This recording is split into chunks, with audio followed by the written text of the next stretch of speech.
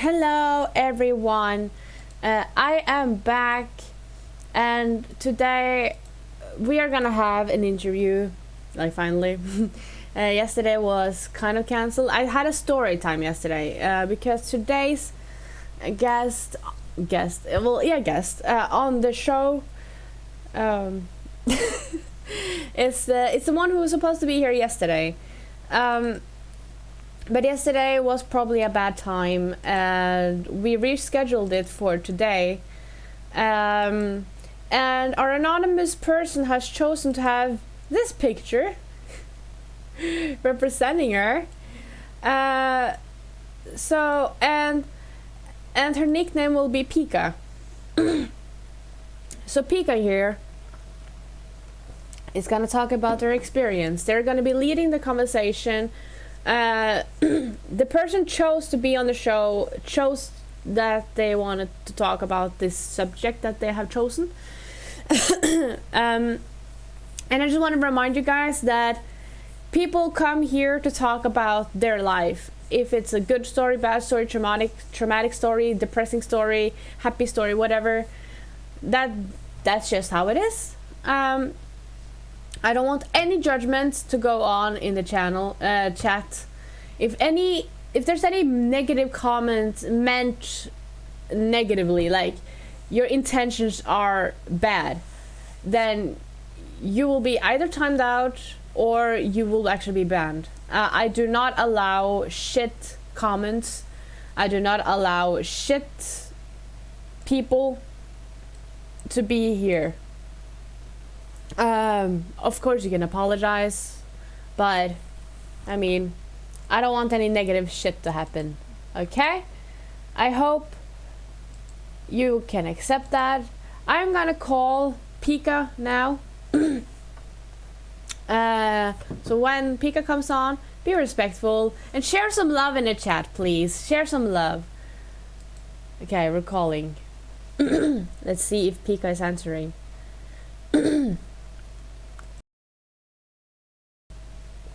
Hello? Hello? Oh my god. Don't worry about it. It's fine. Don't laugh at me. I'm sorry. I just didn't expect that. Don't. It was the worst. It was the best I could find. Okay. It is fine. I'm so sorry. You're so cute. It's okay. It's okay. Okay, gotta come down here. Okay. It's a serious topic we're talking about, right? Yes. Yeah. What are we talking about today? I don't really know where to start though. From the beginning. We're gonna talk about like my rape story at least. I have a few. Mm-hmm. I have like too many to be honest. Relatable. Oh shit. Yeah, that's what I talked about yesterday. So. Okay. Yeah, so no worries. Okay, I mean, I'm horrible at explaining, but I guess I'll try. Mm-hmm. I mean, it started with me and this guy flirting, and like hanging out a little bit, and you know, the usual stuff, I guess. Mm-hmm. And he had invited me and a few friends to a party. Yeah? And me and this guy had been flirting quite a bit, as said, and I went to this party with a friend of mine. Okay. We were drinking a little bit, and you knew the person before the party, or you met him at the party? I knew him a little bit before the party. We had just talked over messages. Had you met each other in real life? Yes. Okay. Okay. I just wanted to get a clear picture. Yeah, of course. Just ask questions if, like, during the thing, because I suck at explaining. But yeah, I went to the party. It was supposed to be me and a friend of mine. That's the only reason I went there, because I didn't know this guy too well, so I wanted my friend there with me. And I was drinking a little bit, and I have quite the high alcohol tolerance. So we were drinking and talking, and my friend was just gonna go pick up some more people. Because he wasn't drinking that night. So he was just gonna pick up a few more people. and then he was gonna be back. So I was sitting there talking to this guy. And then he asked me if he wanted, or if I wanted him to get me a drink. And I was like, yeah, okay, sure. And then I was talking to a few people. He was gone for quite a while. But I was talking to a few people, and when he came back, he had made a drink for me and a drink for him. And you could kind of tell that he was very like, okay, this is my drink, and this is yours. Like, kind of like that, but without saying it. Yeah.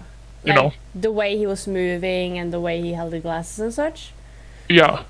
And, like, he put his glass, like, kind of far away from mine so he could, like, tell which one was who. And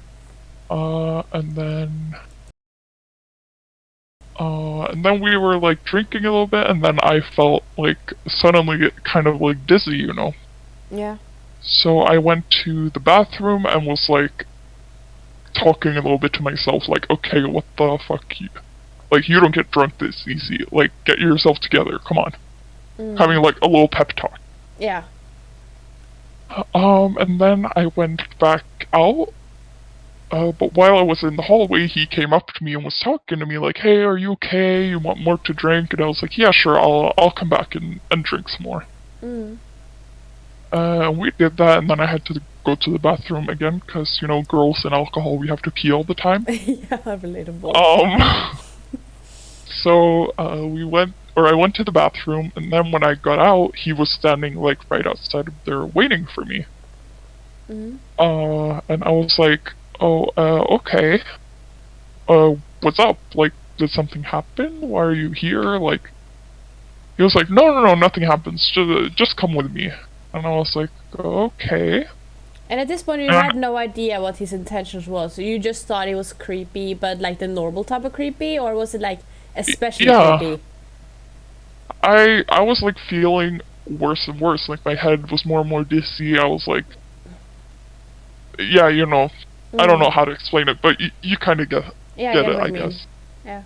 So I was feeling more and more dizzy and more like out of myself, and I knew that I hadn't gotten drunk that fast. Because this was like an hour or two into the night even. Can you remember how much you had been drinking at this point? I had not been drinking a lot. No. Like all in all, I don't remember exactly how much, but I knew I wasn't drunk. Yeah, like, you I knew something was wrong. Yeah. So I was like, shit, like, what's happening? And then he brought me to his bedroom. And I remember him, like... I remember him, like, guiding me to the bed and having me sit down there, and he was like, yeah, I'll just go get some water for you. And I was like, oh, okay, that's nice. But then he went out for a little bit, he came back in, locked the door, and did not bring any water. So I was like, oh, okay, what's happening? Yeah. And then I, like, blacked out, kind of. And during the act, I guess I could just call it the act. Yeah. I woke up and passed out, like, multiple times. Like, it was like someone flicking a light switch, almost. Yeah, I can relate. And it was so weird. Yeah. And I couldn't feel anything. You can feel, like, you can feel it happening to you, or you can, like, emotionally feel anything? The kind of both. I couldn't feel anything physically or, like, mentally. And... You were just aware? Yeah, so it was like a light switch on and off, and just, like, thinking, what the fuck is happening? Yeah. So then the morning after, I woke up, like, I couldn't really remember much there and then. I just remembered I'd gone to bed and was like, oh, okay. So I woke up, and then he woke up, and we went to the living room, and we started watching some YouTube. But I remembered, like, feeling super, like, dirty, kind of. Yeah. Like, not in a sexual way, but just dirty. That dirty feeling. Yeah, and I don't know what you mean. And then I went home.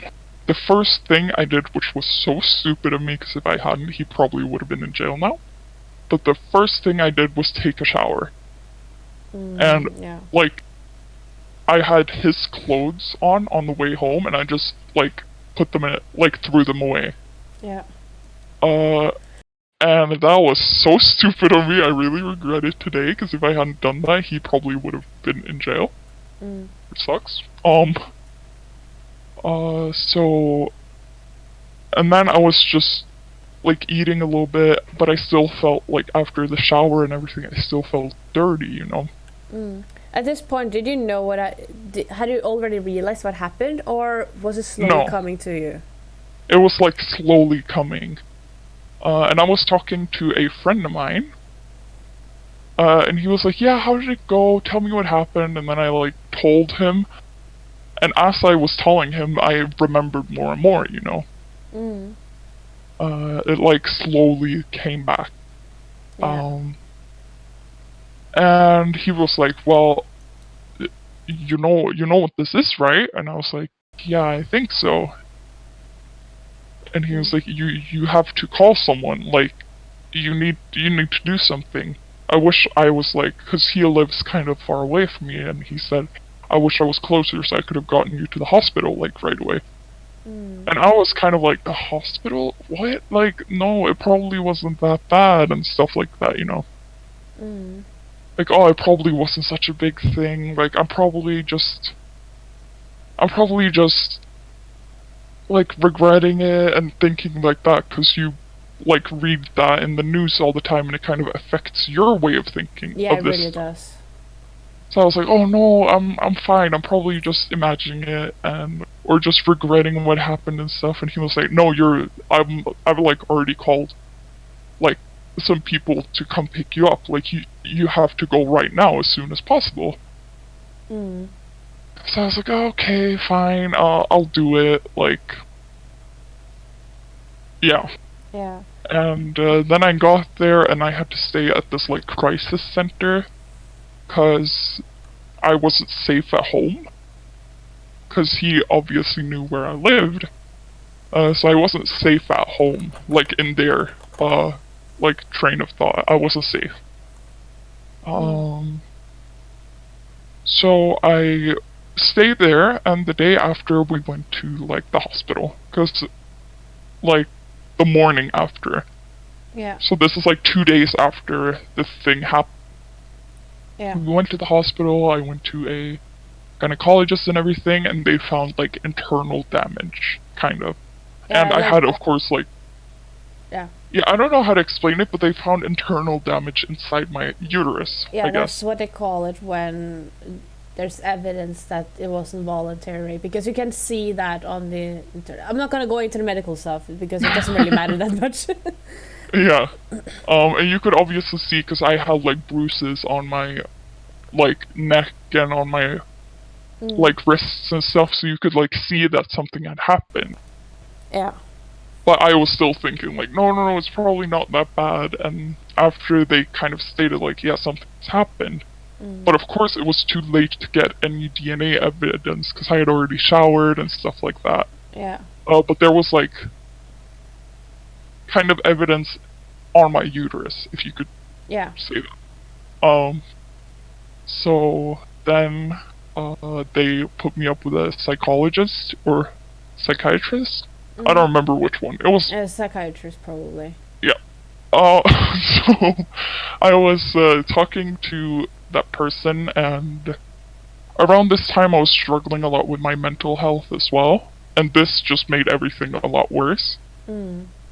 So I was talking to my psychiatrist, or the one that was assigned to me that day, and they started digging up a lot of stuff, and they did a kind of test to see how I was doing, like mentally, if they had to put me into a like institute or whatever, because they do this type of test where you score on like, yeah, I don't really know how to explain it, but yeah, but they did that test and they found out like I had scored without even noticing myself. I mean, I was pretty sad and scared about what has happened, but without even noticing myself, I had scored like the highest score, which meant like danger. Like, serious, like, mental danger.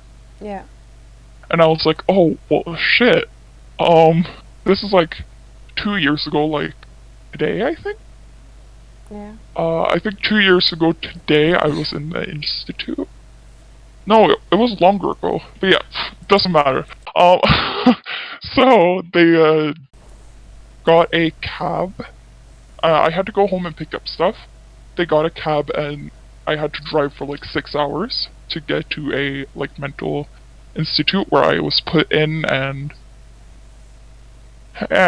like, I had to talk to people and at that place and tell them what had happened. And since then, up until like early this year, was the like second and final time my case has been like, or this case. I didn't report any of the other ones, and I regret it now. I should have. But this was like the first and the most important one. Yeah. And up until earlier this year or late last year, that was the second time my case was like kind of declined, I guess, because they apparently didn't have enough evidence. Okay. And we already, like, me and my lawyer, I had the best lawyer. He was really great. Me and him worked on, like, because it got like kind of declined one time because lack of evidence, and then a second time again for lack of evidence apparently, even though, like, hello, you have the photos of the inside of my uterus. I scored badly on the test and stuff, so I was like really pissed off. Yeah. Which is kind of, I guess, understandable.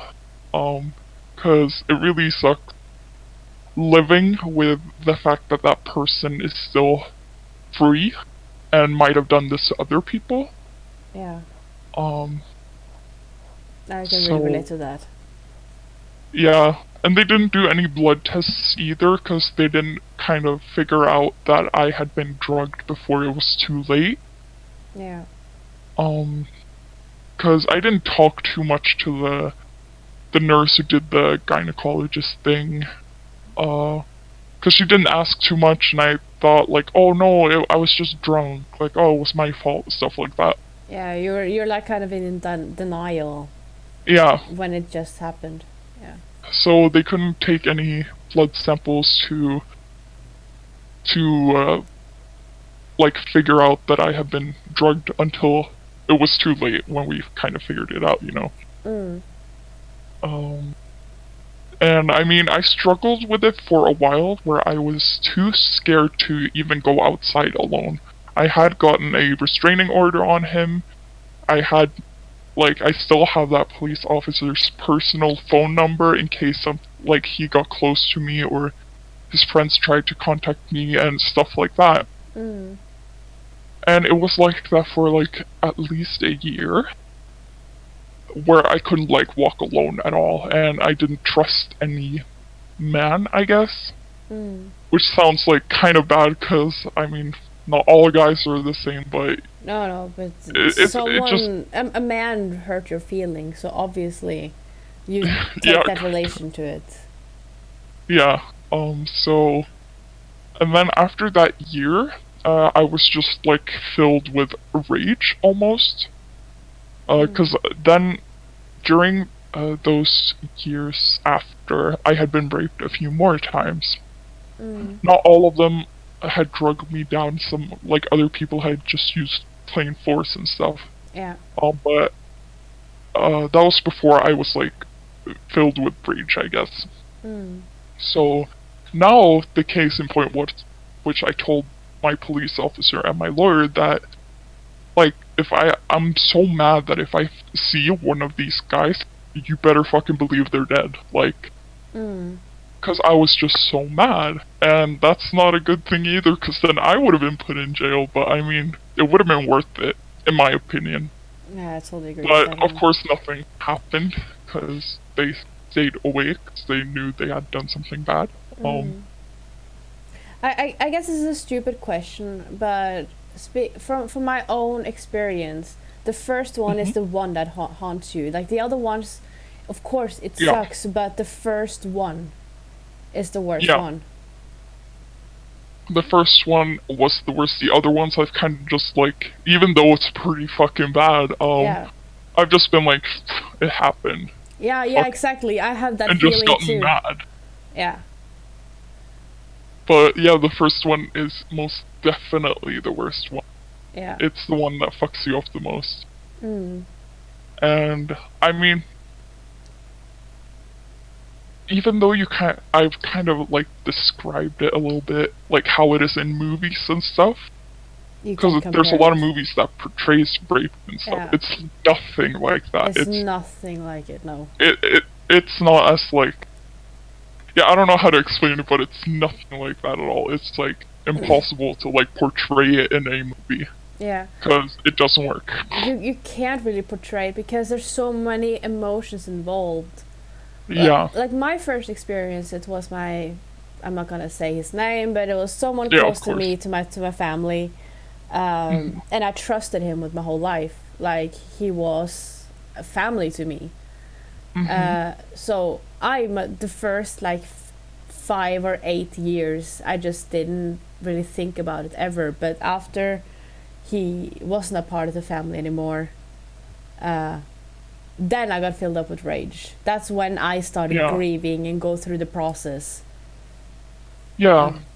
And you It's- kind of do that at some point later in life too. Again, you go through everything again, right? Yeah, it's a really weird process, kind of. It's not like grieving someone who's died or anything. It's really fucking weird and difficult and hard to explain. Yeah. Um, You had to be I- there. yeah, I don't want people to be No, there, no, no, but no, no. they kind of have to be there to understand it. Yeah. So, it's really weird and difficult to explain, but But how has the healing process been for you? Have you been able I to mean- heal, or kind of. I mean, it doesn't really faze me to talk about it anymore, 'cause, like, it's happened a few times. I'm kind of grown numb used to it? to Yeah. being sad from it, I guess. Yeah. Makes Which really sucks. But, I mean, of course, I get fucking pissed off. Since then, I don't know how many fucking guys I've, like, beat up even. For just being nasty. 'Cause, like, as soon as you go through it, like, you see it so, like, you see the way it starts so easily that it just pisses you off.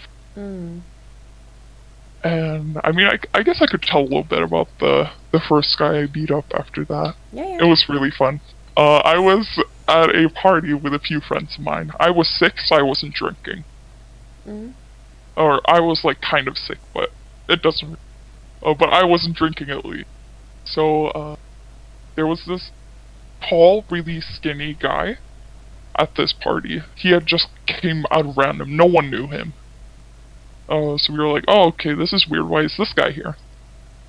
And I was talking to another friend of mine who was there, who is like this kind of big, like, a scary type. If you don't know him, he seems like pretty scary. Okay.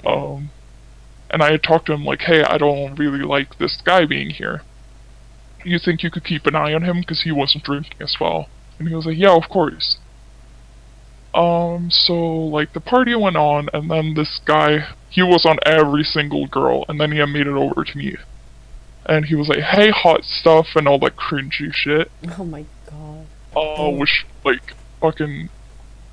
I, like, threw up a little bit in my mouth just, like, thinking about that again. But he was really, like, a gross guy.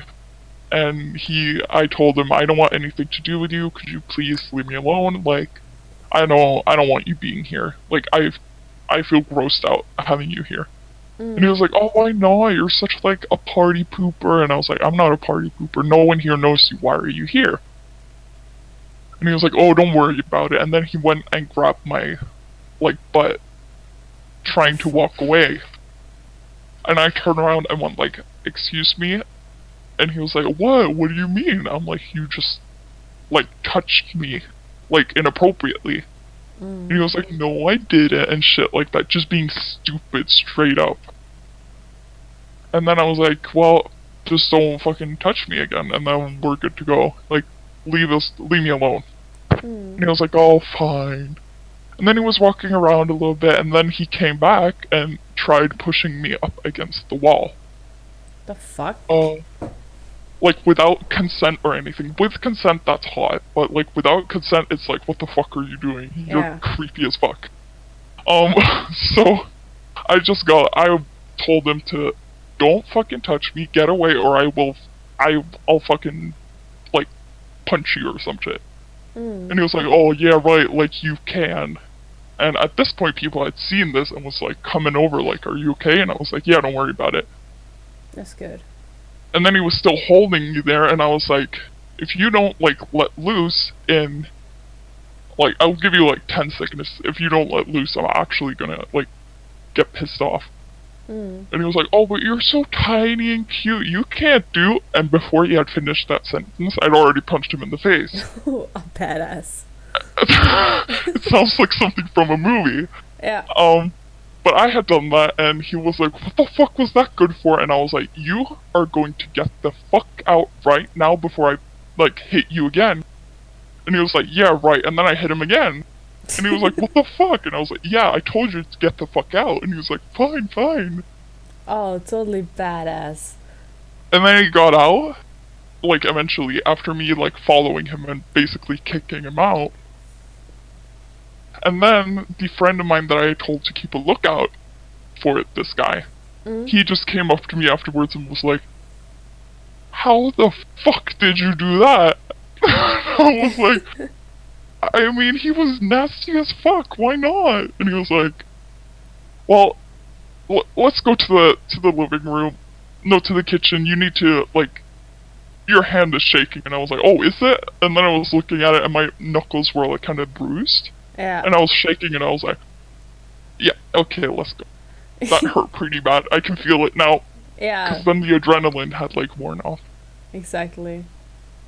I mean, I don't know how relevant that was, but Yeah, but that's cool. Like, you need some encouragement. People need to not be afraid of pushing strangers who are being a creep.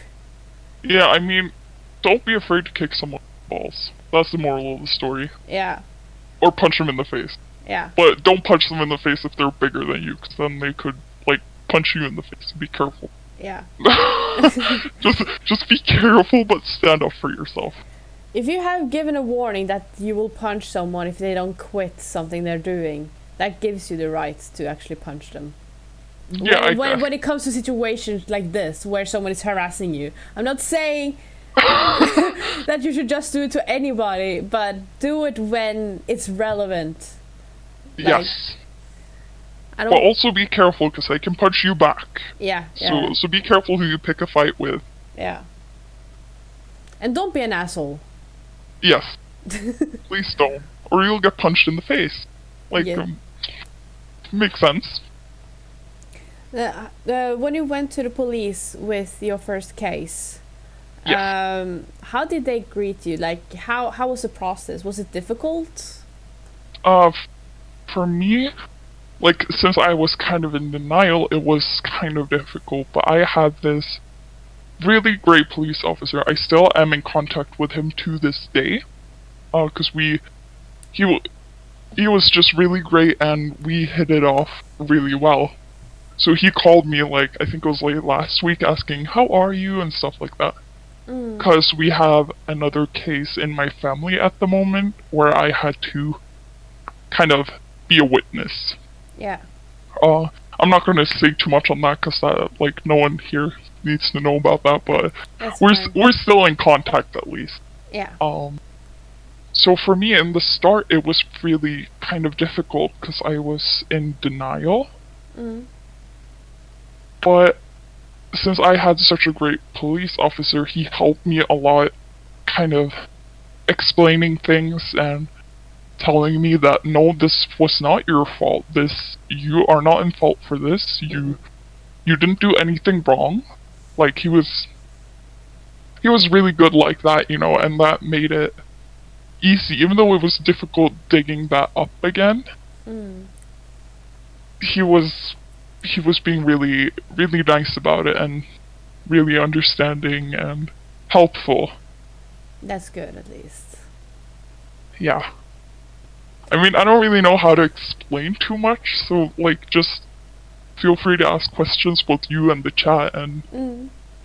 because it's easier kind of explaining when someone asked you. Yeah. Like, I can relate. I was trying to tell my story yesterday, and not talking to anyone, like trying to explain things myself. That's really difficult. yeah. But after the case, like when was it finished? Or, like officially finished? It was officially finished, I think it was early last year. No, late last year, I think. Yeah. So about And that half was a year because. Yeah, and that was because they declined it the first time and we went back and was like, no, try again. ago. I don't know how to explain it in English, but that was the best way to explain it. Yeah. But the other cases you went through, did you report any of them? I did not. None of them? Regret it now. Mm. I talked to my lawyer about them, Yeah. but I did not go to the police with them. No. And why is that at the time? I had to get some hair out of my face. It's like, I guess it was just because I don't really have a good explanation for not doing it, but I guess it was because I was still going through the first one, yeah. and that was kind of a lot at the moment. I was going like through the first one, and my mental health wasn't doing too great because of like other family things and stuff. Mm. So I guess it was just too much, and I really regret it now that I haven't done it, because now it's too late to even try. Yeah. Because there's no evidence now. Like, No. it has been a few years, so... Yeah. Like I tried to report my first case about 3 years ago. But they told me like there's nothing you can do. Like it's been so many years. Like sorry. And they didn't even want to give it a try. So yeah, my case was reported a year after it happened because I had been in a mental institute and stuff. So it was reported a year after I had been like raped. Yeah. And that was kind of difficult, I guess, because you had to dig it all up again. Yeah, exactly. And that sucks. Flame Attackers is asking, how are your interactions with men at the moment? At the moment, they are... Like, at the start, I'm always really careful, I guess. And, like, when I'm outside, like, especially if I know that I'm gonna be around men, I don't really... Especially men I don't know. I am really, like... It's kind of difficult to explain, but I don't wear anything that could be called revealing. I wear hoodies, I wear sweatpants. I don't try and show anything because I just connect that, and it sucks that it's like that, but I just connect that to the rape cases. Because you always get told, like, oh, if you weren't wearing that and stuff like that. Oh, yes. And I'm really careful talking to new men, and I don't really talk to men in real life, kind of. Because I don't go out a lot because of these things that have happened. So the only times I talk to men kind of are online, and then it's in a whole different setting, because then no one can see you, and like, they can't touch you in any way, or stuff like that. And as soon as men I don't know give me compliments or tell me, oh, you're so hot, you're so pretty, I'm like, no. Then I cover up even more, you know? Yeah, relatable. It's kind of a weird thing, but I hope that kind of explained it a little bit more. And it takes a really long time for me to warm up and open up to men after this has happened. Which really sucks, to be honest. For me, it kind of went like the other way around, because when I reported my case with you know the. Do you even know about my story with the dude who like forced me to send nudes? I think so. I think Yeah. I've heard about it before. Yeah, at least there was a woman going through that case with me, and she was like, "This is my fault. I should not have done it. You should have known better," and all of that. So I started going to men for comfort instead of women. I started trusting women less because there was these two women who told me like I did wrong.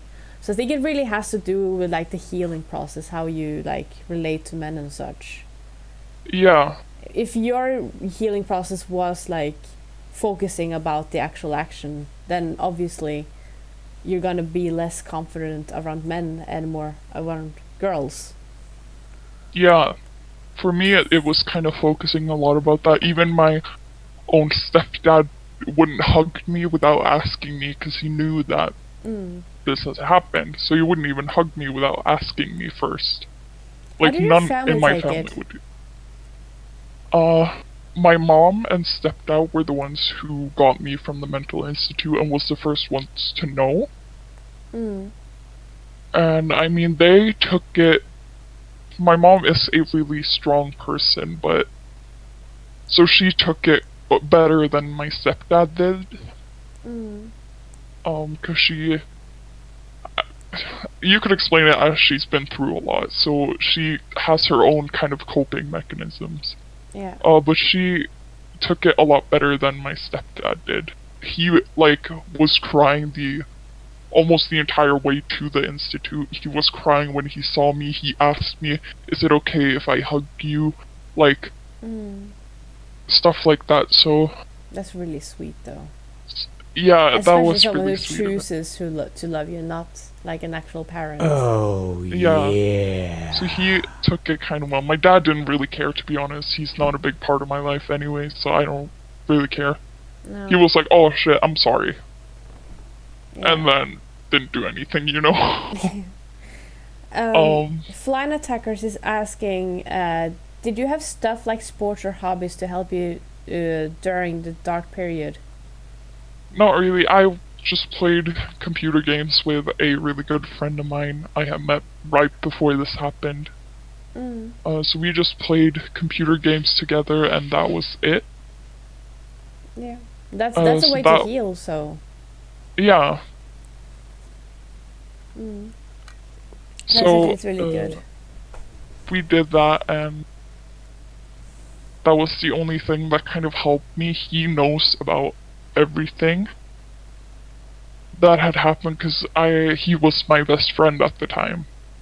So he knows about everything. He knows, like, yeah, everything basically. Yeah. So he was like really there for me and helped me focus on other stuff, but at the same time kind of talk about what had happened, you know. Yeah. How long was it in between your experiences?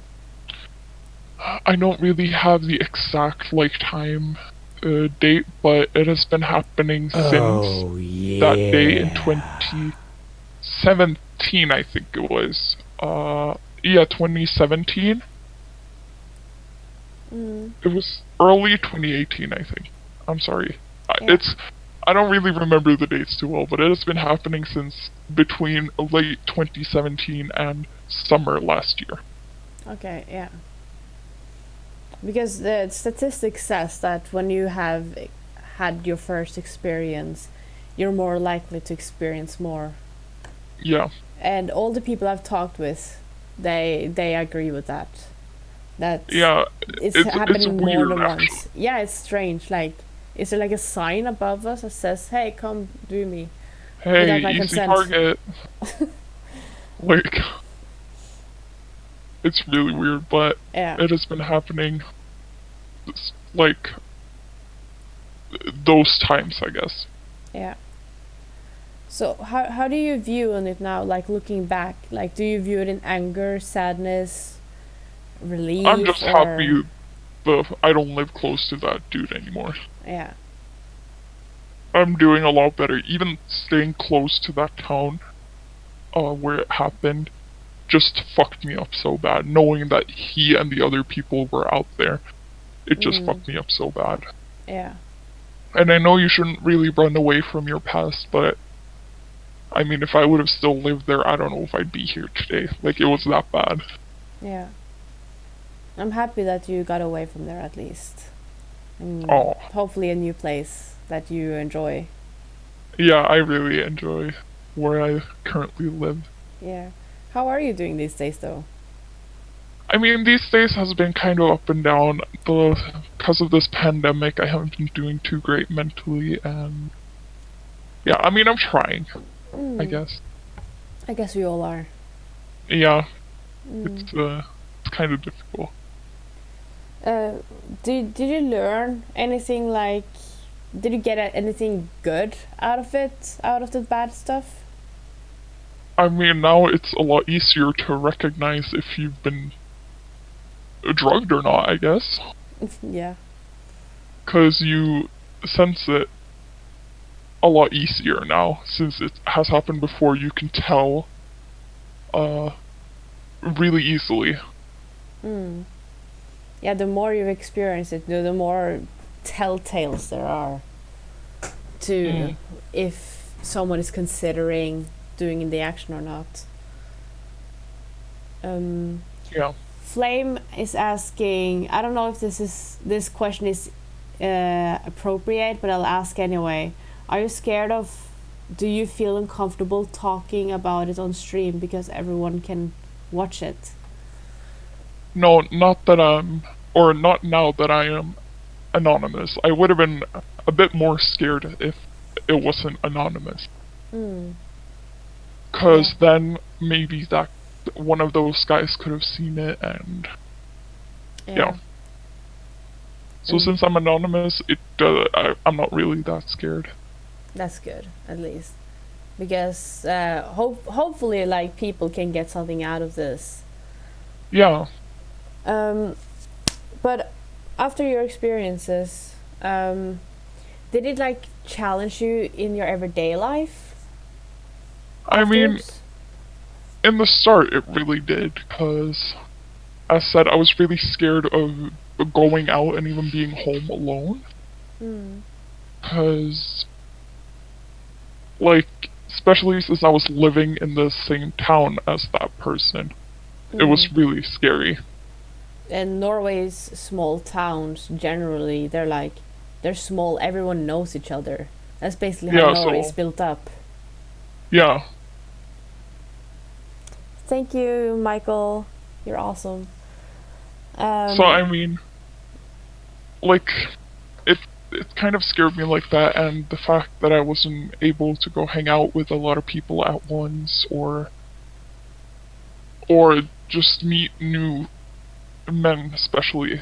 Like, Yeah. I even had a hard time trusting anyone, which was kind of weird, because, like, it was a guy that had done this to me, not a woman or someone in my family, but I had a really hard time trusting even people in my family, which really sucks. Yeah, because those are the ones you want to trust. Yeah. So, I assume you were in school during these experiences. After the first one, I quit school. Okay, you quit school afterwards. Did people know about it? No, they just thought I didn't want to go there anymore, and I'm kind of glad I quit that year. It was my year of studying health, and the only reason I'm glad I quit that year was because the people I had in my class were not nice people at all. They were really, I don't know if you could call it bullying, but yeah, Yeah, I know what you basically. mean. So, But how? it really sucks that I had to quit, because I actually wanted to work in the medical industry, but I mean, yeah, It is I a could always hard- retake it's it a- later. Yeah, you can. There's always spots, but it is a really hard route to Yeah. go. Like, I am basically giving up on taking any more education with health Yeah, because it requires so much of you. yeah. But friends you have now or friends you had at the time, like, how do they help you? Like, if something like if something were to come up that gives you like a reminder, or you go into a dark place, like how do they respond to you?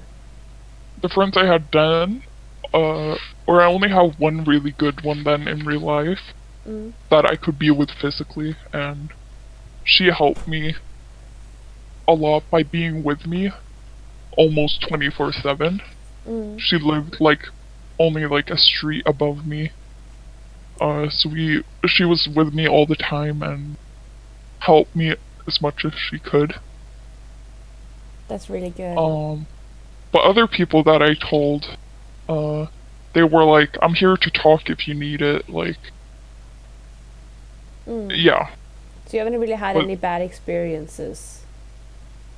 I mean, most of them didn't even stick up. They were just like, "Yeah, I'm here for you," but never really did anything. Whenever I asked to talk, they were always like, "I'm sorry, I'm busy. Can we do it tomorrow?" and stuff like that. Yeah. But of course, I had a few really good ones that were there for me and helped me. So I'm really thankful that I had those few people. Yeah. That's And really because good. of because of that, I've struggled a lot with relationships and stuff. Just like trust, because it's kind of weird, but it made it easier to get into a relationship without and getting way too attached.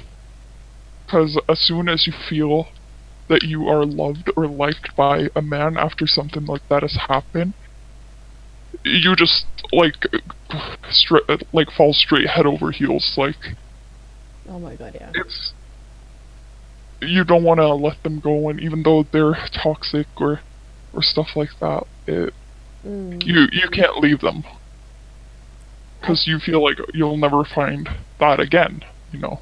Yeah. That one I can really relate to. Holy shit. Yeah. Um, It's King It's Michael kind is of- asking how old you are, if you want to answer that. I mean, I guess I could answer that. I am currently 19 years old. Mm. So this has been happening since I was about 16-ish. Mm. But of course it hasn't happened since, like, lately. The last time it happened, as said, was like summer last year. Yeah. So, your family, if we can go back to them, Yes. do they know of all the other experiences, or do they know only about the first one? I've only let them know about the first one. Mm. I felt like they haven't deserved to know about the other ones. Because I don't want to bring that bad memory or bad experience on them. Mm. If you get what I mean. Yeah, I totally get you. Like, I don't think my parents, none of my parents even know about any of my experiences. And I would like to keep it that way, by the way, stream. Because I hate talking about it to people I love. Like, even my boyfriend, I hate talking about it. Yeah. And I guess it's a selfish reason I have. But I don't know, do you feel selfish for that? Or do you feel like it's better for you? Or like it's better for them? I feel like I'm protecting them by not letting them know, because I don't want them to go through that heartbreak again. Yeah. Because to see how much it hurt them, even though my mom, for example, wasn't physically crying, it, like, her energy just, like, you could easily tell, you know. Yeah. Wait, give me a second. Send lots of love in the chat, guys. I'm sorry, my boyfriend came by and gave me some Cheetos that we apparently have. Just filling the void while she's talking with some people over there. I'm so sorry about that. Don't be sorry. I got to fill them up by explaining why my boyfriend came in. Oh. Well, I mean, because of that, I guess I could bring up one of the relationships, or the first relationship I had after that, and Yeah. how that kind of affected it, because I guess it's nice for people to know Yeah. that. The Anything first- you can think of, by the way, is really good. Like, educated people as much as you can. Okay, nice. The first relationship I had after that, I think you already know about this. I probably do. was with a guy that was a few years younger than me. Yeah. It was a long distance relationship because, of course, I couldn't trust anyone in town. Um, or I mean, that was I had another one, but that wasn't really official. It was with Like a my flirt? best friend. The best friend I had that was there with me for that. And it was basically just a flirt. We told each other we loved each other, we cared for each other, stuff like that, but it wasn't really a relationship. Mm. But the first one was with this guy that was a few years younger than me. It was last year. We started talking around April last year. Yeah. No, it was April 2018 we started talking. Oh yeah, what the fuck time? Oh my god, what is Yeah, it's- time? It's so long ago, it's scary. But Yeah. we started talking April 2018. That was the first relationship I had had since like the first case. Yeah, okay. And we started talking, and we had been talking for a while before we started dating, like August 2018. 18. Yeah, I'm sorry. The timeline confuses me. Yeah, it's so. Oh. Oh, wow.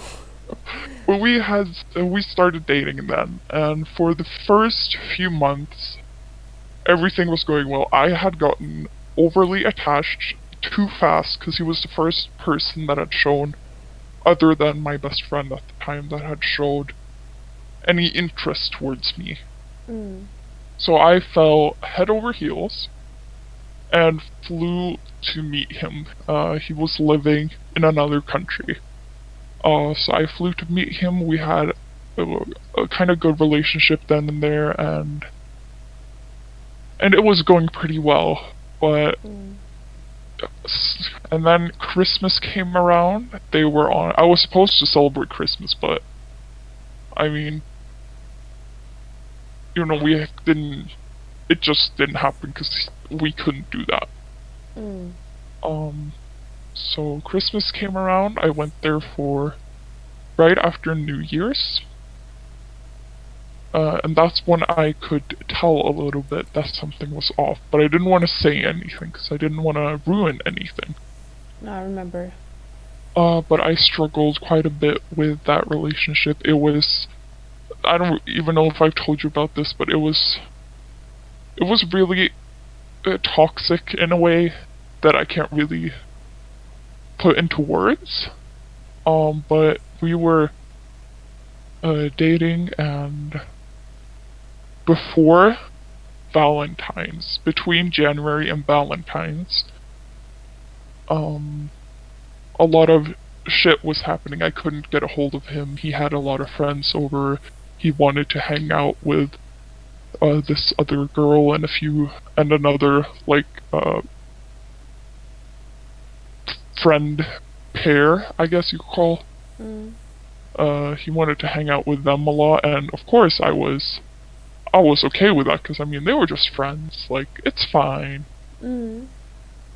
And eventually I had found out that he and like she was gonna sleep over. Her and the other friend pair were gonna sleep over, and I was like, well, that's fine, because I didn't really wanna ruin like that sleepover for them. So I was like, yeah, of course that's fine. Just where's she gonna sleep?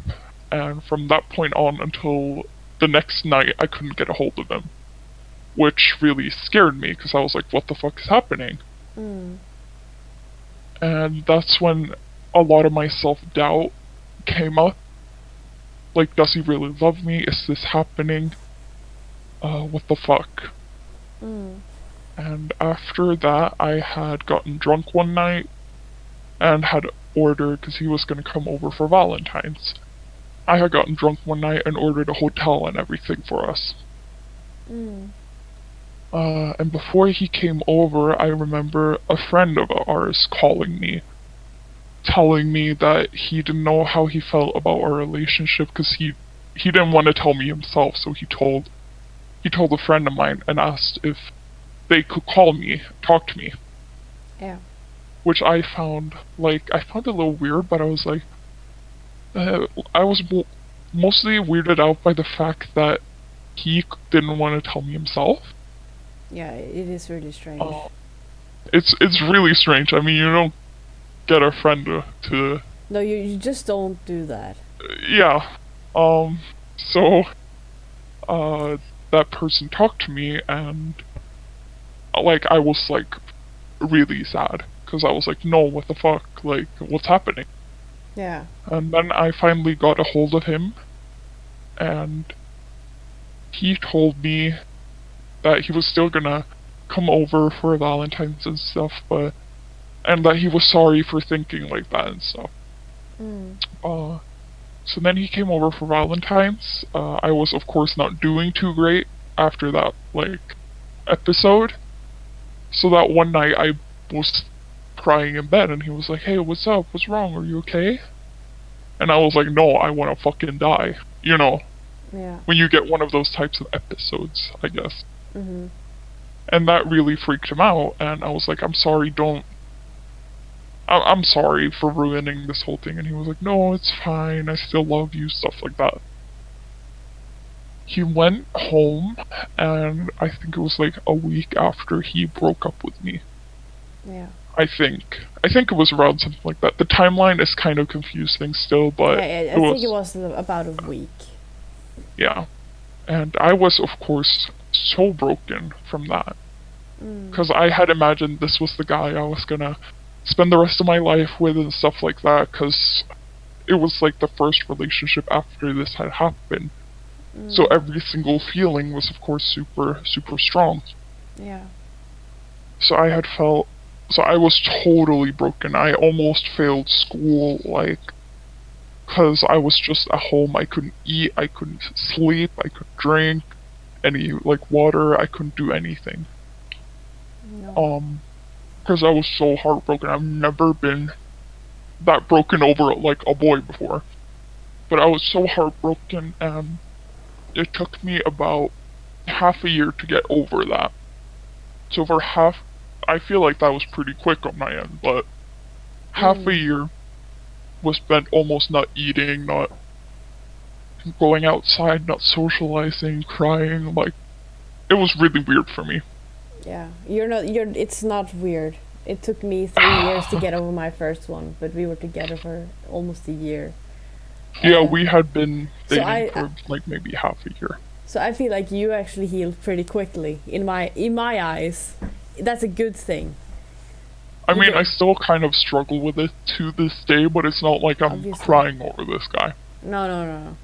It just kind of makes me kind of sad to talk about it, but I mean, if Obviously. I met up with him, I guess it would be kind of weird, but there's no bad blood between us today. No. That's really Uh, good at least. I'm still, he, like, when he told me he wanted to break up with me, though, I forgot to say this. When he told me he wanted to break up with me, he had already been dating this other girl for like a month. Yeah, I remember. And that what kind of broke me a lot, but yeah. And if I met him, like, today, I wouldn't be mad at him or anything.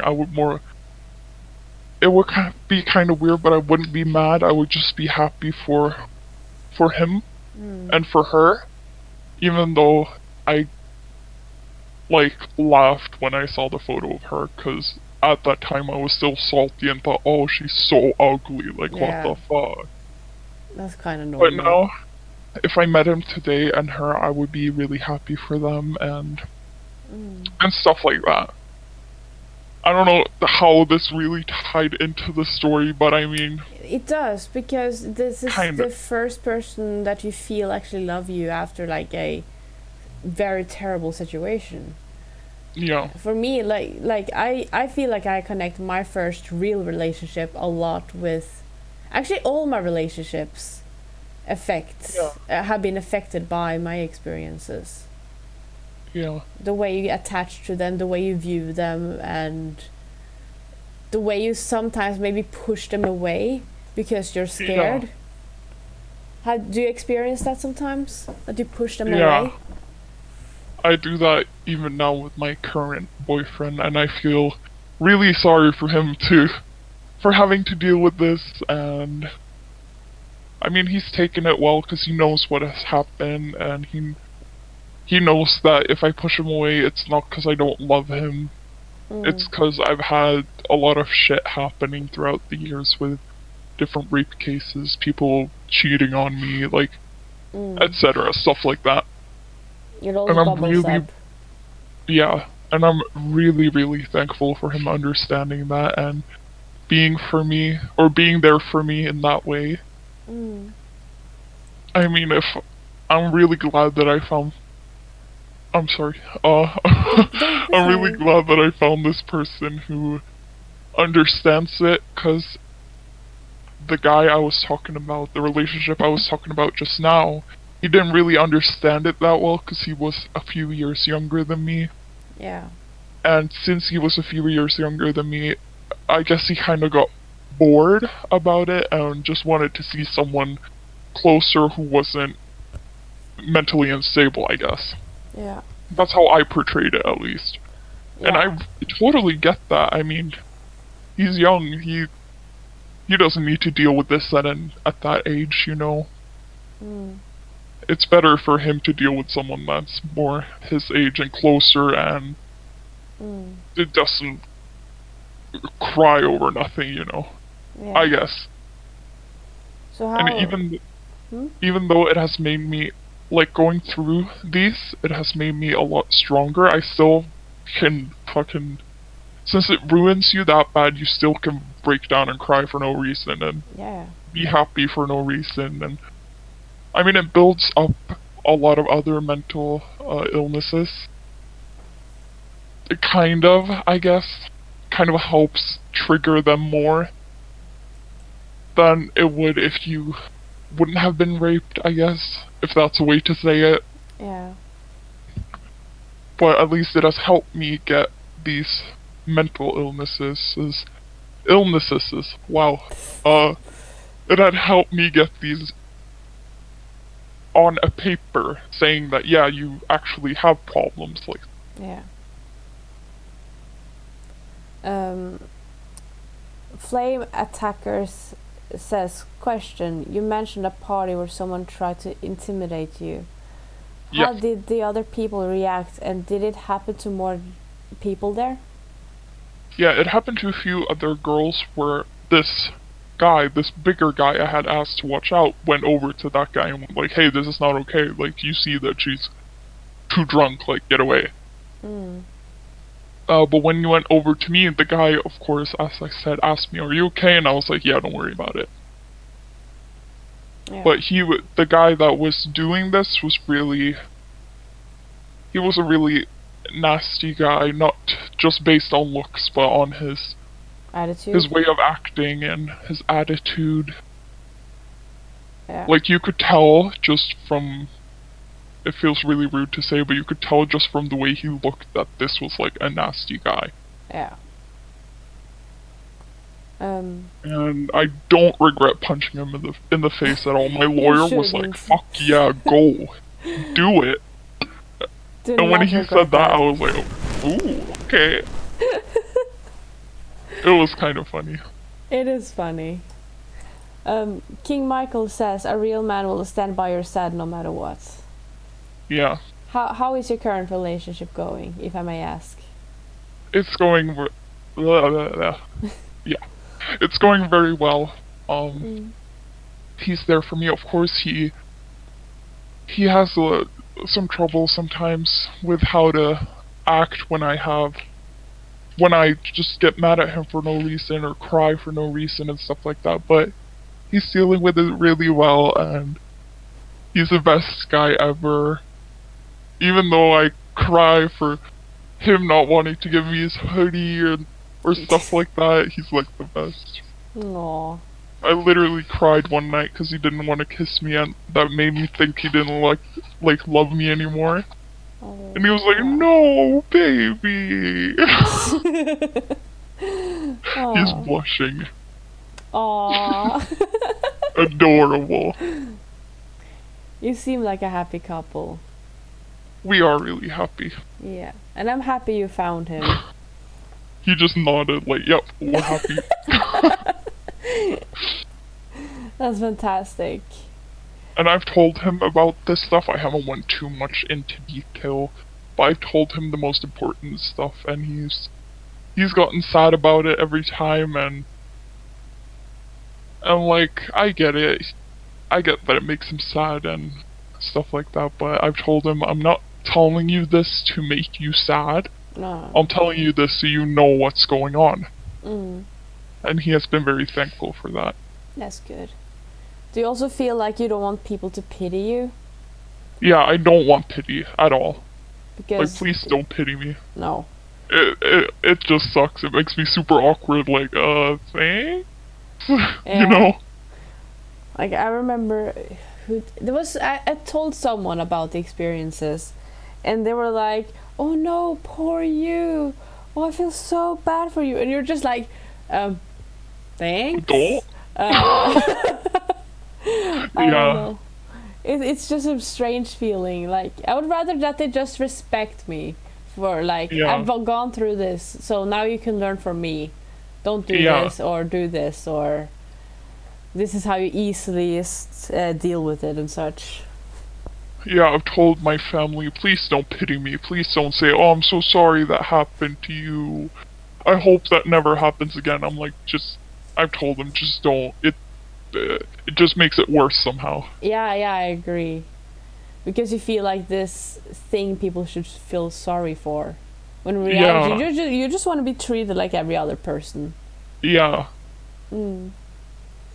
Like, I don't feel in any way that I should get special treatment because, oh, special little me has been raped, and it's not like I tell everyone either. No. It's just like, okay, yeah, this happened, just don't worry about it. It's fine. Yeah. You know?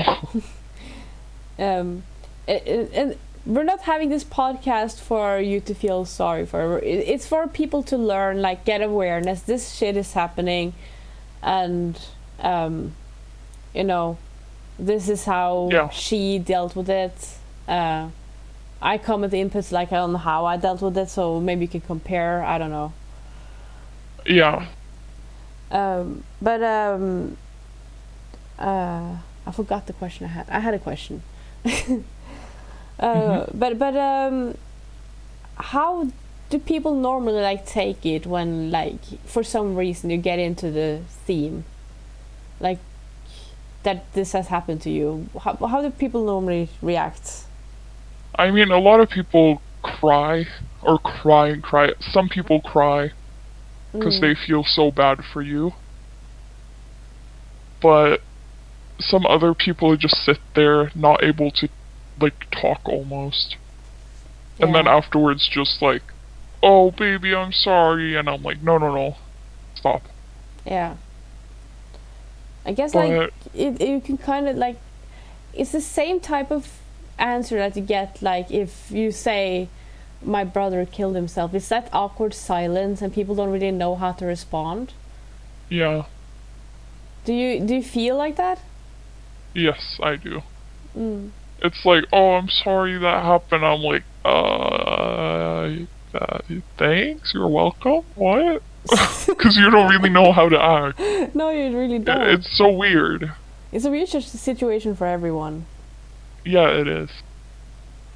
So how did you deal with it? Like I if you dealt can with go it. through with it, like from the I first dealt one to with- the last one.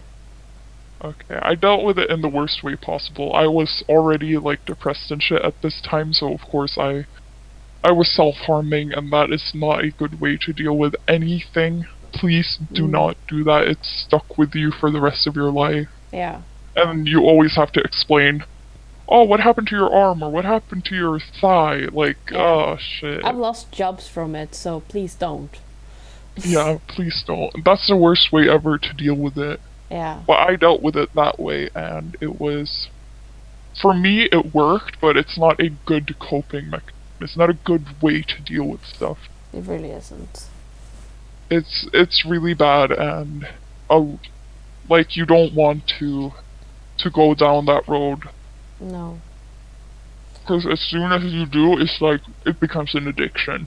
It really The does. same way as like cocaine, for Smoking, example, it becomes cocaine. like an addiction. Yeah, literally.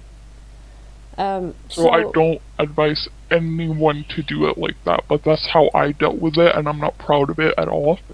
I regret it. I wish I did something else. Yeah. But if you can talk about self-harm because it's tied to your situation, how did you get through that? Like, how did you stop? If you did stop. I did. I haven't done it in a really long time, but especially now because of the pandemic, it's been really difficult not to, but I've kept thinking, you can't. Don't do it. You have people to talk to. You can get through this without hurting yourself. Yeah. But I did it. I personally self-harmed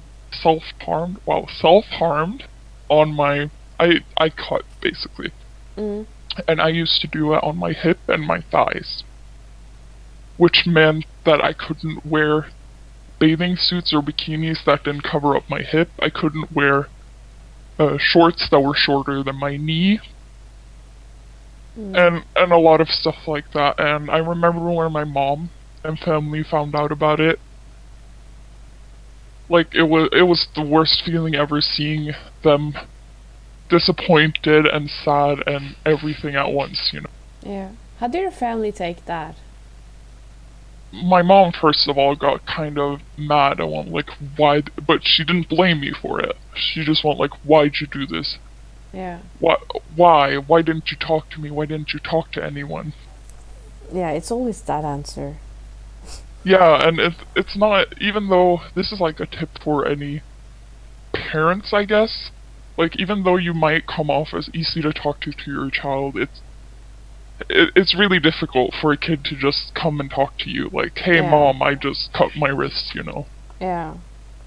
Like, I remember when my mom found out, because I don't know if you know the group with Butterfly Project Norway.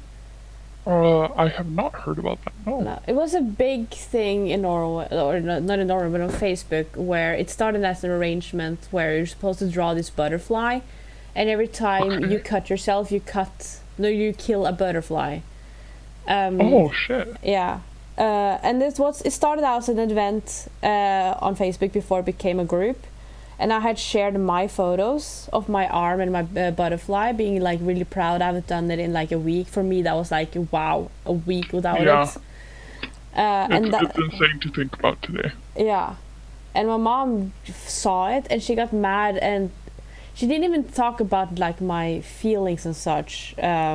She talked about like how is your work thing gonna like work out, or maybe you'll lose a job or something like that. Like, that Yeah. is true. Like, I don't think my mom really knew how to speak about it, like go on Yeah. about those type of things. Yeah, my mom had the same problem. Yeah. She didn't know how to talk about it at all. How would you advise parents to talk if they're gonna talk about this? I mean, I'd advise, first of all, not to get mad. Because as soon as you get mad, it lessens the chance of them wanting to talk to you, for example. Mm. Because I felt like if I talk to my mom about this, she's just going to get mad at me. Yeah. And I'd rather not have that happen, so I'll just not talk to her about it. Mm. But I'd advise to get down on their kind of level, like in talking, like talk with them on their kind of level and be calm, let them talk and explain. Don't be like, oh, but this is hurting me, this is bothering me. Like, Yeah. focus on them. Yeah. Let them explain and don't just listen and be there for them, I guess. Yeah. And don't force it too much either. No, never Like, don't force. force them to talk to you. And don't tell them, oh, you can talk to me all the time. Yeah, that I It's, don't know. It's so strange. Like, it kind of makes it me want to do the opposite. I don't want to talk to them. Yeah. It's kind of difficult giving tips, because, like, yeah, it's just difficult kind of tipping about it, but my best suggestion would be don't get mad. And especially if you walk in on that happening, don't make a scene out of it. Just please stay calm for your kids' sake. Like, stay calm, help them. Like, make it easy for them to trust you with this stuff. Yes. Yeah. I mean, the thing that kind of made me mistrust my mom. This is not her fault. Like, I don't think any parent really knows how to deal with this. Yeah. But the thing that kind of ruined my trust to her was that she got mad, and she forced help to me. Like, she called like the doctor, and I needed to talk to like a psychiatrist. It did work, like talking to a psychiatrist, but I just felt forced to do it. Yeah. And no one should feel forced to talk to someone. Like, it should be a voluntary thing. That's when it helps the best. And I remember a friend of mine, when I had told her, this was a really good friend of mine at the time, we're not friends at all now. I told her about it and felt like I could talk to her. And the day after, she had come to school like, look, I got myself as well! Like, that was really fucked up. That's not what I expected you to say. What? Like, it was making the situation, like, not as bad, I guess. If you can explain it like that. Yeah, it kind of makes it seem more innocent than it is. Yeah, she was like, look, I cut as well. Like, look at me, oh my god, stuff like that. Attention cutting. Oh my god. Yeah, I've had a few friends come to me like, oh, look at my arm, like, stuff like that. And that's, even though it doesn't seem like that, that's really kind of triggering for someone who actually struggles. And it's really, like, it pisses me off. Like, I get so mad if I see or know of someone cutting for attention. Yeah, I felt just angry by you saying this now. Like, yeah, what the fuck? You get so mad about it, because it's like, okay, you're making something that I did when I was so low down, like, easy. Yeah. You're making it seem like it's no big deal. Like romanticizing it. Yeah. Oh my god, yeah. And that is, like, the worst thing someone could, like, fucking ever do. Yeah. Or like, a terrible thing I did was, I had a best friend at the time, and we were comparing our cuts. Yeah. And that's never a good idea. When she did it in the way I kind of wanted to do, then I tried to do that on myself, and then vice versa. Like, she wanted to do what I did, like comparing it. That is stupid. Yeah, I had a friend. I'm sorry for cutting you off. No, Continue. No. I had a friend of mine asking if she could touch it. Oh. Like, if she could touch my cuts, you know. Yeah, I feel that. And that also bumps. really fucked me up, kind of, from her asking to touch it. And she was like, does it hurt? Like, how did you do it? Why did you do it? Does it hurt you? Like, stuff like that, which are innocent questions. Yeah. But it just bothers you? It's not okay. Like, don't fucking ask to touch my freshly cut hip, for example. Like, that's not okay. No. And asking, oh, does it hurt? Why did you do it? How did you do it? Like, how could you do it? Didn't it hurt? Stuff like that, which are innocent questions. It's like, please don't ask about that, I guess. No, I agree with you. I feel like that's kind of inappropriate. I mean, at least then ask, can I ask you an inappropriate question? Like, like, heads up, I'm gonna ask you something that might trigger you. Yeah, wait, give me 1 second. Yeah. Flame attackers. Why and when do you feel like so? Okay, yeah. I'll ask her that, Flame. While we're waiting for her, I can maybe ask it from my point of view. For me, it's just When you feel like a cigarette, you kind of feel. For me, I feel I'm missing something because I cut myself on my arms. I feel like I'm missing something. Something is missing. I am addicted to like the pain feeling. And even okay, good. Then Flame Attackers has a question. Yes. Why and when do you feel like self-harm is the best option at the moment? Yeah, still for me, Flame, still for me. Yeah, I mean, I can't really give, like, a correct answer to that. No, I mean, it's never really a good option. no, never. Yeah, But but like the For feeling. me, I guess it was when I had already, like, before the whole rape case, I had already been doing it for a few years. Mm, And, like, I don't really know how to explain it, but I just started doing it because, like, the way I explained it to my psychologist then and there was, it's a way for me to release the pain, kind of, yeah, and to feel something, because you get really numb eventually, yeah, both mentally and physically numb. yeah. And for me, that was the best way to feel something again, Mm. which is not a good reason at all. No. And yeah, it was kind of like it was bad. I don't advise anyone to do it, No. but for me, that was the only thing that helped at the time. And people asking seemingly innocent questions just made it worse.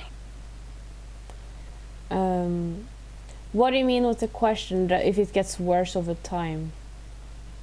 Can you deepen that question a bit? For me, like when I started, it was because a friend of mine had advised it. Like they said that helped them. And then from there on out, it just became an addiction. It's really bad. Like drugs, you need to take one more to get the same experience. Okay. I think I get the question. When you did the self-harming, like, did you have to go to more extreme cases to like satisfy, like kind of like you start with one cigarette and then you need to like have stronger nicotine over time, or Yeah, for me, it was like that at least. yeah, It went from having a dull little thing that barely did anything to eventually, like, going worse and worse, you know. I'm not going to go into too much detail, I guess, because it could No. be triggering for people. yeah, But from going to a dull little thing to something worse. So I have a few ones that I probably should have been at the hospital with even to get stitches on, yeah, same. which is not okay at all, even. But it kind of is like that, in the same way as a cigarette, as an example. Yeah, Because you start being addicted to the small stuff, and then you have to go higher and higher to satisfy that need for nicotine, for example, in this Yeah. case. totally agree with that 100%. And it's not good at all. I wish, as said, I had never done anything like that, because it really haunts you for the rest of your life. It's nothing you're proud of, and a lot of people, even being innocent, a lot of people ask about it, and it's not that fun to get asked, like, hey, why do you have a lot of scars on your Yeah. thigh? What do you answer to that? I normally just go like, excuse me, and then they ask again, and I'm like, I'm sorry, I'd rather not talk about that. If there's someone I don't know, but if there's someone I know, I kind of say that I used to struggle with self-harm. And normally if you tell people you don't want to talk about it, they don't, like, Yeah, they don't ask too much, because No. they kind of get it after asking. Like, I think most people, they know what it is. Yeah.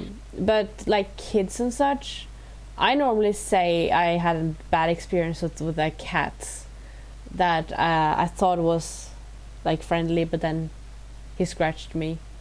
Like Oh. I still use that cat excuse like to kids, because Yeah. I can't shatter their young minds, in my opinion. Yeah, if like kids ask me, I just go like, "Oh, I just fell and scratched my leg. It's fine." Yeah, Like I fell down from a tree or something. yeah. Like I There's kind of always like explain it like that. yeah, It's very stupid, but I mean it works. They don't ask anymore. They Yeah, just go like, exactly. "Whoa, you're so cool." Like stuff like that. yeah. Flame attackers ask or says, I got bitten by my god a couple of weeks ago. My dog. No, my god. He wrote god first, and then he corrected dog underneath. Okay. I almost passed out. Do you enjoy the feeling of losing consciousness, or don't you feel that at all?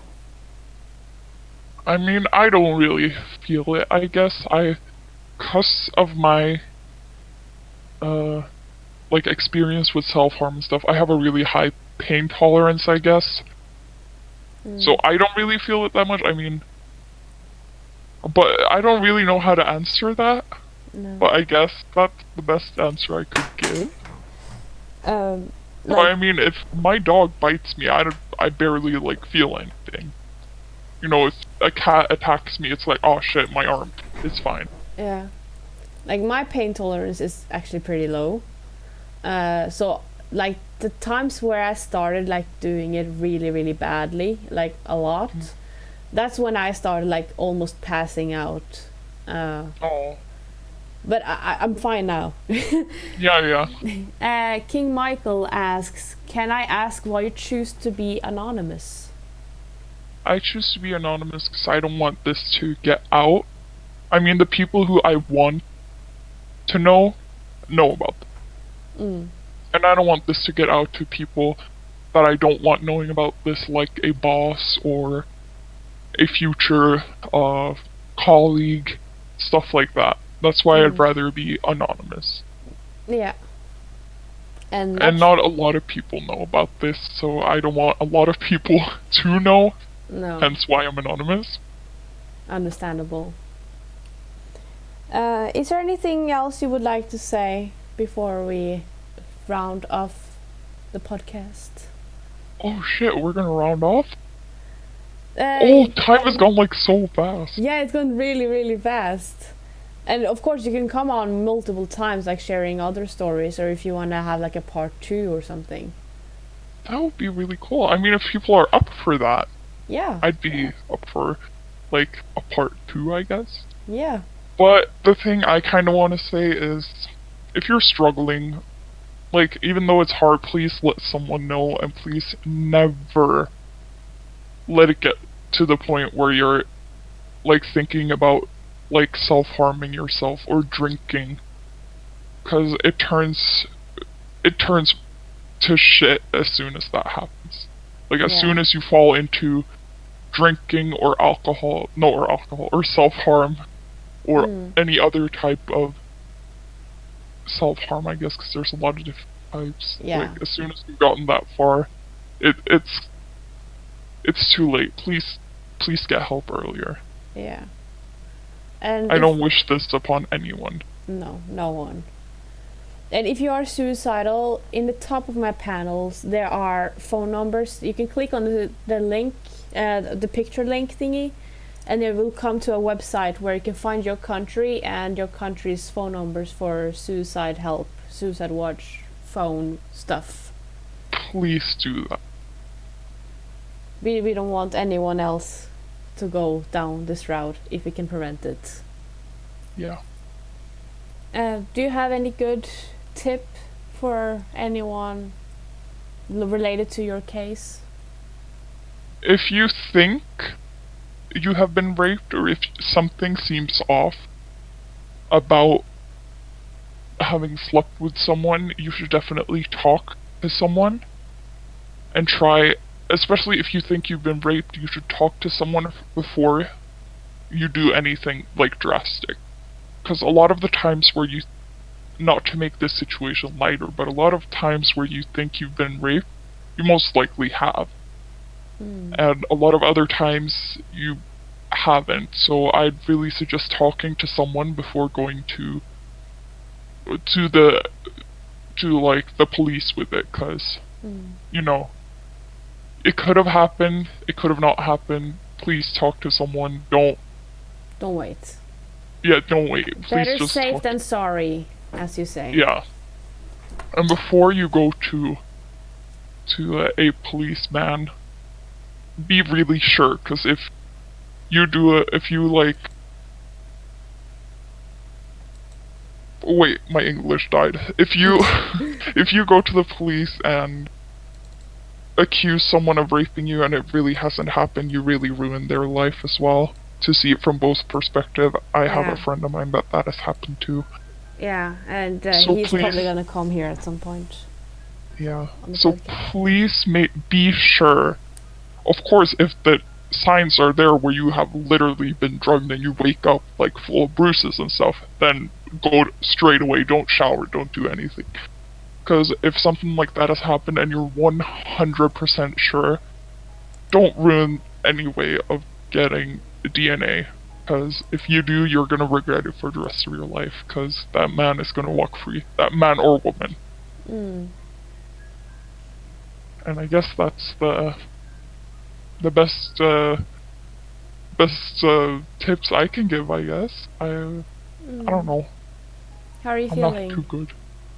I mean, I feel okay. I've talked about this so much, it doesn't really faze me anymore. Of course, I get a little like, but I'm used to it. Yeah. Do you feel more relieved talking about it? I don't really know at the moment. I don't really know what I feel. I just feel like, it's fine. Yeah. So, but at least thank you so much for coming here. The chat is sending a lot of love and thanks for sharing, and they want a part 2. Oh, I Yeah. mean, in the part 2, I guess we could talk a bit more about for example, my mental health and stuff like that. If people Yeah. want to hear that. Totally. You will be controlling the show. Oh, so cool. I just want your story to get out there. That's what this podcast is, sharing your story. Because shit happens. Yeah. But thank you so much, and I'll see you later, Pika. Yeah, thanks so much for letting me come here and talk, and I'm really excited to come back. Yeah, we'll talk further with the part 2. Yes, let's do that. See ya! Bye! Bye! Oh, wow. My god, I have to be honest to say, I almost started crying at some parts because there's so many things I could relate to. I didn't know that we would relate with our cases that much because our cases are vastly different. I want to get down to some of the facts, just for you to have a picture. I didn't get intimidated.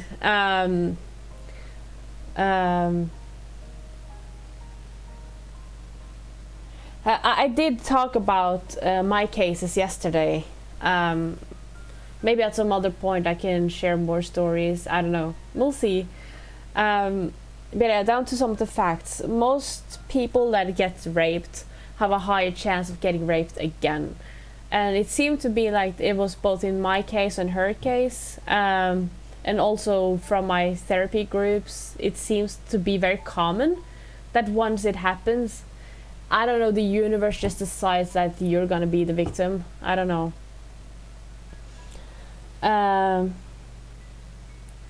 What do you mean? Thanks for believing me. But what do you mean, why though? When barely any of the cases with rape gets reported. I've reported it once. Shia had also reported it once. For her, I don't know. People don't really know. Actually, I'm really chosen to go into the depths of it. Mostly because it's kind of difficult for me to get into that. Oh, what the fuck? That's not what that shows. I don't want to have copyright stuff. But yeah,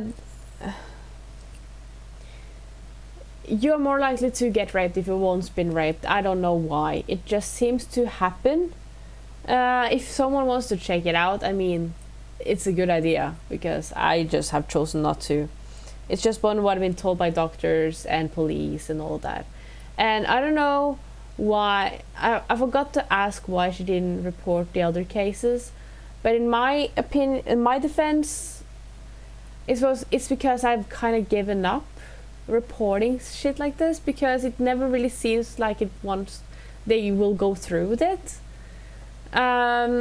Also, you need to collect evidence and all of that. I just didn't want to deal with that after my cases, because honestly, I didn't want to use my energy on it. I just wanted to give up and be like, fuck that shit happened. Let me grieve for a few days and go on with my life.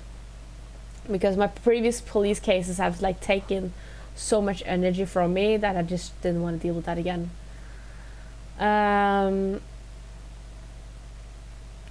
But yeah, I'm really appreciative that Pika, as her alias is, came here and talked. She will definitely be back, and it seems like she wanted to talk about mental health and such. So we'll talk mental health, and maybe we'll go in on a little bit more about self-harm or depression and all of those kind of things. The reason I do this podcast is because I want awareness on mental health. I want awareness on rape,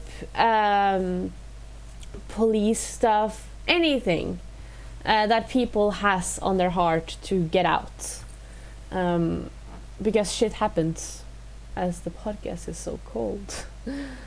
But yeah, that's enough for today. I'm gonna hang up and go on with my life for today. I'll be back on again tomorrow at 3. If you also want to be on the podcast and tell your story, go in the description, go on my Discord, and on my Discord you can go under news, and there should be a link there. If you go a little up and you click the link and you fill out this form. I do this as often as I can. I wish I had like a set date type of thing for this kind of podcast, but everything now with like Corona and such makes everything so uncertain. So I can't really say yes and no to that. And also I need people to come here and tell their stories. If I don't have anyone, then there would be really a podcast. So if you want to be on it, go on my Discord under news, and there should be a link to Google Docs. You fill out the form and you're on. Yeah, what doesn't kill you makes you stronger. That's very true. So I'll see you guys at 3 tomorrow. I'll be back streaming, most likely gaming. If I have a shit happens story to tell tomorrow, we'll do it. We'll see as time comes. So see you guys later.